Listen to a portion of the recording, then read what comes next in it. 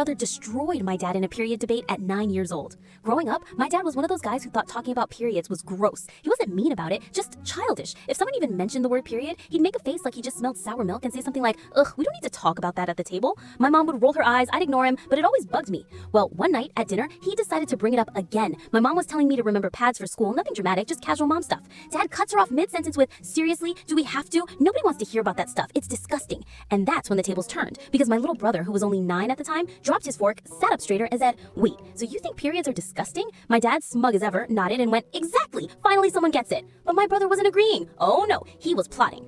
He looks right at my dad and goes, "If you can't handle periods, how do you think you were born? You think mom just downloaded us from the internet like, click, baby appears?" The entire table went silent. My mom covered her mouth from stopping from laughing. I nearly spit juice across the room. My dad froze, completely caught off guard. My brother wasn't done. He leaned in and said, "Actually, periods are the reason you even have a family. Without them, you wouldn't have kids and you'd be sitting here eating alone. So maybe instead of calling them gross, you should say thank you." The burn was so savage, my dad didn't even know how to respond. He just sat there, red faced, muttering something about respect at the table, but the damage was done. And here's the kicker. The next day, my dad drove my mom to the store and he carried the pads to the register. Didn't make a single joke, didn't roll his eyes, nothing. My brother had completely destroyed years of his nonsense with one dinner table speech.